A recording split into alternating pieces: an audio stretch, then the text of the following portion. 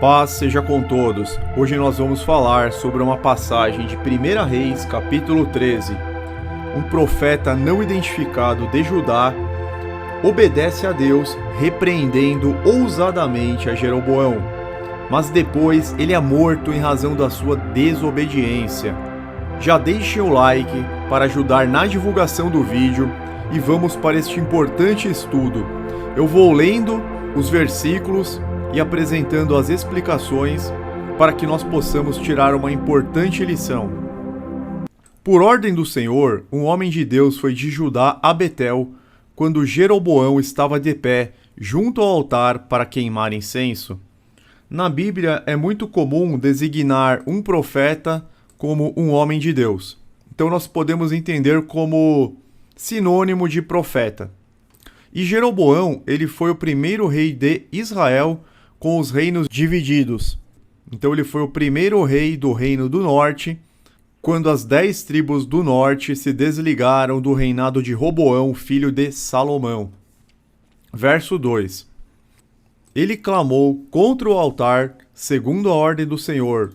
Ó altar, assim diz o Senhor. Um filho nascerá na família de Davi e se chamará Josias. Sobre você ele sacrificará os sacerdotes dos altares idólatras que agora queimam incenso aqui, e ossos humanos serão queimados sobre você. Essa figura de linguagem é um mecanismo retórico chamado apóstrofe, na qual um objeto inanimado é tratado como uma pessoa. Então, este profeta ele está se usando deste recurso, deste mecanismo retórico chamado apóstrofe, mas a mensagem é justamente para Jeroboão, contra Jeroboão. Verso 3. Naquele mesmo dia, o homem de Deus deu um sinal. Este é o sinal que o Senhor declarou: o altar se fenderá e as cinzas que estão sobre ele se derramarão. Quando o rei Jeroboão ouviu o que o homem de Deus proclamava contra o altar de Betel, apontou para ele e ordenou: prendam-no! Mas o braço que ele tinha estendido ficou paralisado e não voltava ao normal. Então nós vemos aqui que Jeroboão, o rei de Israel, o rei do norte, ele não aceitou bem essa mensagem. Ele mandou prender o profeta de Deus que veio da tribo de Judá, que veio da tribo do sul. E no verso 3, o profeta ele deu um sinal. Este é o sinal que o Senhor declarou: o altar se fenderá e as cinzas que estão sobre ele se derramarão. Ou seja, aconteceria uma prova, um milagre, para confirmar a credibilidade da profecia. Então ele não apenas apresentou a profecia, como ele apresentou o sinal que seria a sua confirmação da parte de Deus Altíssimo. Mas antes disso, o braço de Jeroboão ficou paralisado e não voltava ao normal. Então já era aqui um forte indício de que aquele homem trazia sim uma mensagem da parte de Deus. No verso 5, além disso, o altar se fendeu e as cinzas se derramaram conforme o sinal dado pelo homem de Deus por ordem do Senhor. Então aqui nós temos a confirmação total e absoluta, porque do nada o altar se fendeu e caíram as cinzas, exatamente conforme ele havia profetizado. Então Jeroboão ele deveria dar ouvidos a este profeta e parar com a idolatria. Jeroboão chegou a fazer altares para bezerros de ouro, para 2 bezerros de ouro. Ele estava fazendo tudo o que era contrário à vontade do Senhor. Ele estava andando por caminhos tortuosos, reprováveis. Verso 6. Então o rei disse ao homem de Deus: interceda junto ao Senhor, o seu Deus, e ore por mim para que meu braço se recupere. O homem de Deus intercedeu junto ao Senhor, e o braço do rei recuperou-se e voltou ao normal. O rei disse ao homem de Deus: venha à minha casa e coma algo, e eu o recompensarei. Então o rei convidou o profeta para comer na casa dele. Mas o homem de Deus respondeu ao rei: mesmo que me desse a metade dos seus bens, eu não iria com você, nem comeria nem beberia nada deste lugar, pois recebi estas ordens pela palavra do Senhor: não coma pão, nem beba água, nem volte pelo mesmo caminho por onde veio. Então aqui começa a parte mais importante da nossa lição. Ele falou para o rei que ele não iria comer com ele, mesmo que o rei lhe desse a metade dos seus bens. Por quê? Porque ele recebeu uma ordem do Senhor, ele recebeu uma ordem de Deus, um mandamento. Não coma pão, nem beba água, nem volte pelo mesmo caminho por onde veio. Então, nesse momento, ele está obedecendo exatamente a Deus. Ele está fazendo aquilo que Deus mandou. Verso 10. Por isso, quando ele voltou, não foi pelo caminho pelo qual tinha vindo a Betel. Ora, havia um certo profeta já idoso, morando em Betel. Aqui no verso 11 está falando de um outro profeta, de um profeta velho, já idoso. Seus filhos lhe contaram tudo o que o homem de Deus havia feito naquele dia e também o que ele dissera ao rei. Verso 12, o pai lhes perguntou: por qual caminho ele foi? E os seus filhos lhe mostraram por onde tinha ido o homem de Deus que viera de Judá. Então disse a seus filhos: selem o jumento para mim. E depois de selarem o jumento, ele montou. E cavalgou à procura do homem de Deus, até que o encontrou sentado embaixo da grande árvore. E lhe perguntou: você é o homem de Deus que veio de Judá? Sou, respondeu ele. Então aqui, irmãos, nós vemos que no verso 14, que o profeta velho do Reino do Norte se encontrou com o profeta que veio de Judá, com o profeta mais novo. Verso 15. Então o profeta lhe disse: venha à minha casa comer alguma coisa. O homem de Deus disse: não posso ir com você, nem posso comer pão ou beber água neste lugar. Ou seja, ele reafirmou aquela ordem de Deus. Nós vimos que ele obedeceu perante o rei Jeroboão, e a princípio parecia que ele estava obedecendo aqui perante esse profeta velho. E ele reafirma aqui no verso 17: a palavra do Senhor deu-me esta ordem: não coma pão nem beba água lá, nem volte pelo mesmo caminho por onde você foi. Porém, irmãos, olha o que acontece aqui a partir do verso 18. O profeta idoso respondeu: eu também sou profeta como você. E um anjo me disse por ordem do Senhor: faça-o voltar com você para sua casa, para que coma pão e beba água. Mas ele estava mentindo. Olha isso, irmãos. Os dois eram profetas de Deus. E o profeta mais velho mentiu ao dizer que tinha uma mensagem do anjo de Deus. E disse para o profeta mais novo, de Judá, que ele poderia comer e beber em sua casa. E o que acontece no verso 19? E o homem de Deus voltou com ele e foi comer e beber em sua casa. Olha o erro aqui, irmãos. A gente já vai explicar, mas vamos terminar a leitura. Enquanto ainda estavam sentados à mesa, a palavra do Senhor veio ao profeta idoso, que o havia feito voltar. Ele bradou ao homem de Deus que tinha vindo de Judá: assim diz o Senhor. Agora veio uma profecia verdadeira para o profeta mais velho. Assim diz o Senhor: você desafiou a palavra do Senhor e não obedeceu a ordem que o Senhor, o seu Deus, lhe deu. Você voltou e comeu pão e bebeu água no lugar onde ele lhe falou que não comesse nem bebesse.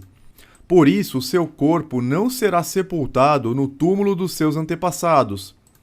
Quando o homem de Deus acabou de comer e beber, o outro profeta selou seu jumento para ele.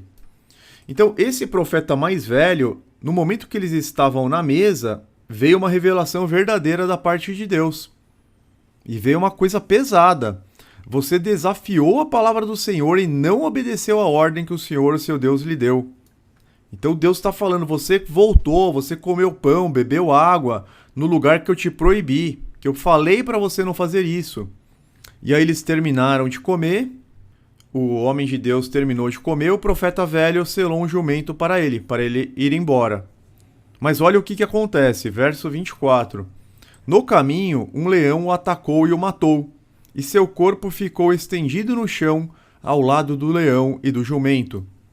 Algumas pessoas que passaram viram o cadáver estendido ali, com o leão ao lado, e foram dar a notícia na cidade onde o profeta idoso vivia.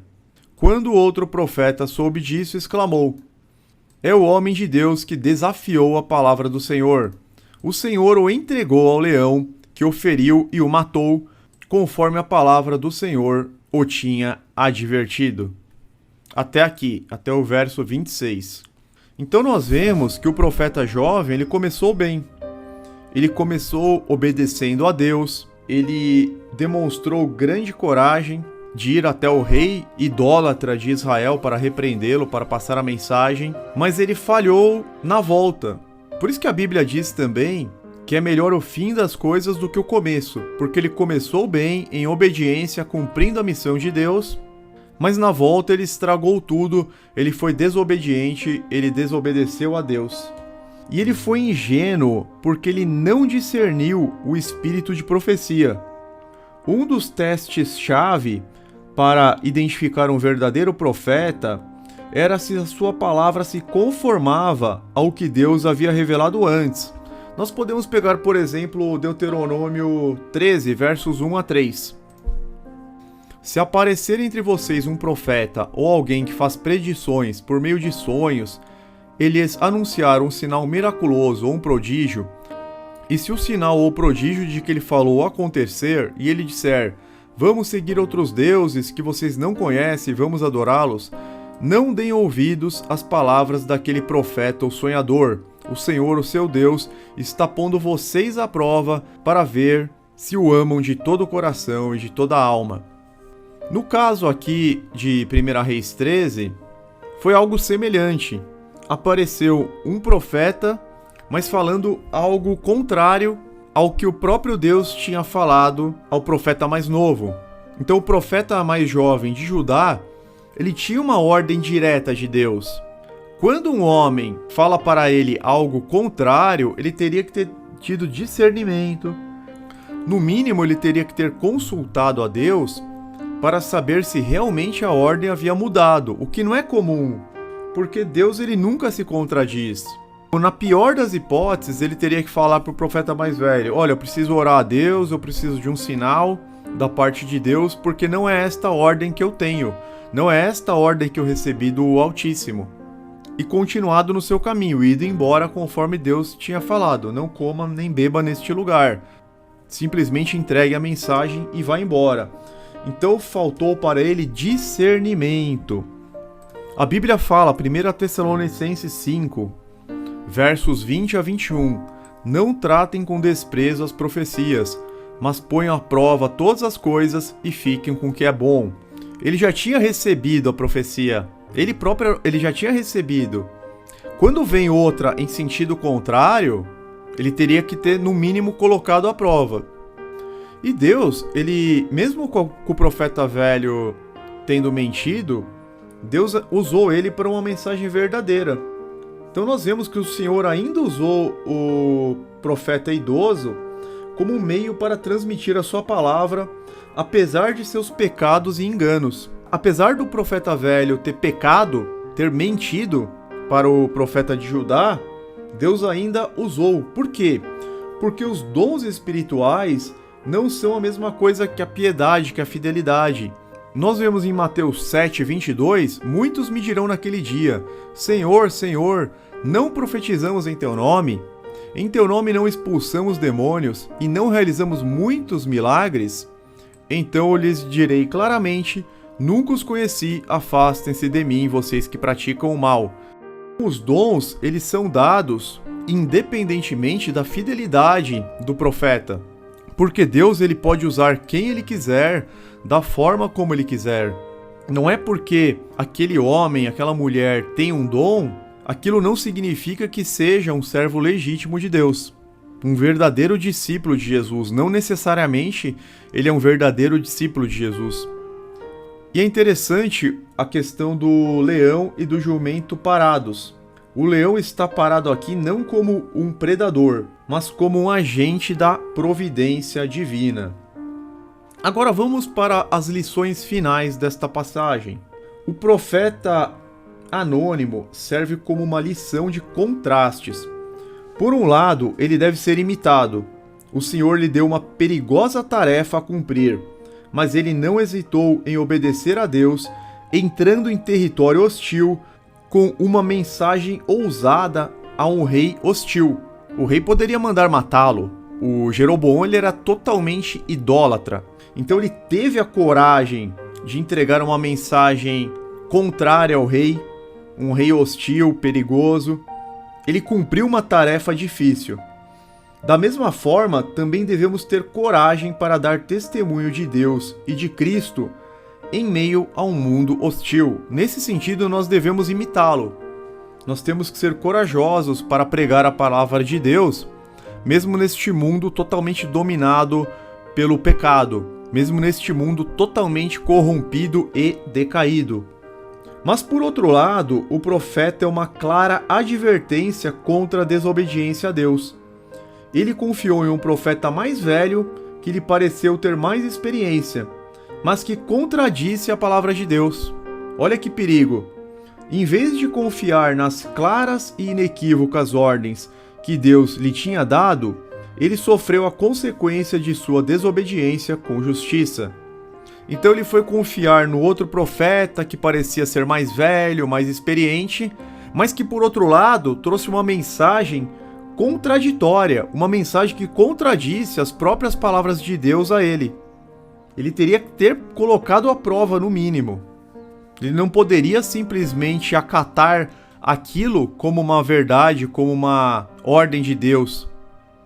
Nós devemos, irmãos, ser sempre cuidadosos ao discernir os espíritos. Não devemos obedecer ao nosso próprio raciocínio, nem seguir as palavras de outras pessoas, mas cumprir as claras direções da palavra de Deus. Quem dá o norte é Deus. Por hoje é só, irmãos. Agradecemos ao Deus Pai Todo-Poderoso, Criador dos céus e da terra, por mais uma oportunidade de apresentarmos um estudo com a iluminação do Espírito de Deus, o que fazemos em nome de Jesus. Fiquem todos na paz e na proteção do Eterno, em nome de Jesus. Amém.